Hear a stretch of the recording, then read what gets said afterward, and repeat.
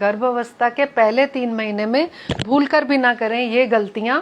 मैं doctor Saranjit, gynaecologist, आज आपको बताऊंगी वो कौन सी गलतियां हैं जिनको पहले 3 महीने में नहीं करना है और प्रेगनेंसी की जांच आप घर पे कैसे कर सकते हैं।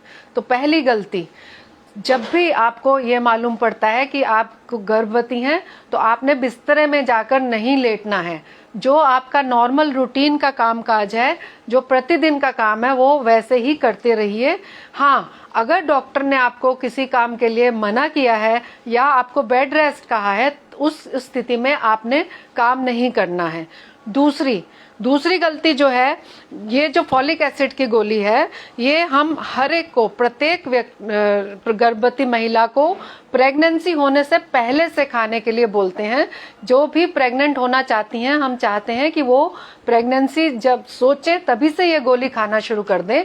ये गोली जो होती है, ये हमारे बच्चे के, ये जो बच्चा होता है, इसके जो दिमाग पे और ये जो रीढ़ की हड्डी है, इसके लिए होती है। इसके ऊपर फोड़े ना बने, उसको उससे बचाने के लिए ये गोलियां होती हैं। इसको फॉलिक एसिड की गोली बोलते हैं।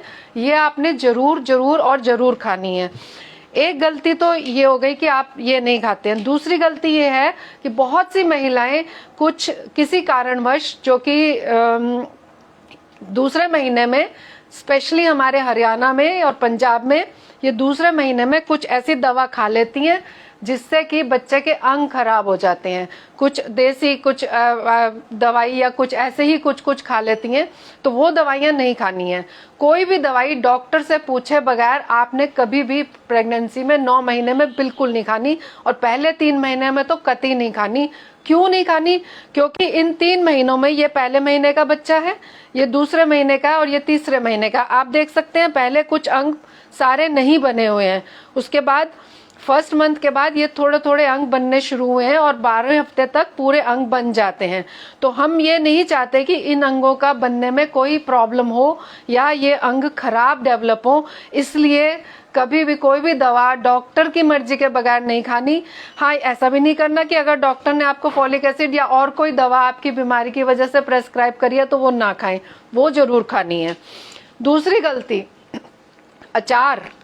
ये देखिए, अचार, मिर्च मसाले का भोजन, अचार, मिर्च मसाले वाला भोजन, स्पेशली हरी मिर्च, तीखी मिर्च, ये सब नहीं खानी है। पहले 3 महीने में तो बिल्कुल नहीं खानी है, क्योंकि इनसे आपकी एसिडिटी और उल्टी वगैरह जरूर बढ़ेगी।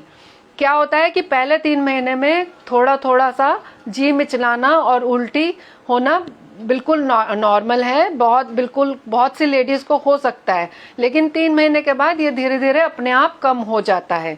तो सबसे बड़ी गलती ये करते हैं कि इस महीने में जी मिचलाता है तो आप अचार खा लेते हैं, हरी मिर्च खा लेते हैं। ये नहीं खाना है आपको। तीसरी गलती ये है कि आप जो है भोजन जो है अपना संतुलित आहार नहीं लेते हैं। क्या होता है कि जनरली प्रेगनेंसी में, ज्यादातर प्रेगनेंसी के दौरान कब्जी की शिकायत बहुत मामूली है, बहुत आम है, क्योंकि ये हार्मोन्स की वजह से होती है।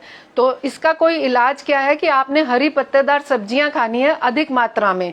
ज्यादातर क्या होता है, लोग प्रेगनेंसी में सलाद खाना बंद कर देते हैं, तो आपने सलाद भी खाना है। ये सलाद के पत्ते हैं, हरी पत्तेदार सब्जियां, हरी सब्जियां अधिक मात्रा में खानी है। इसके अलावा जो फल हैं, फल कौन से खाने हैं आपने?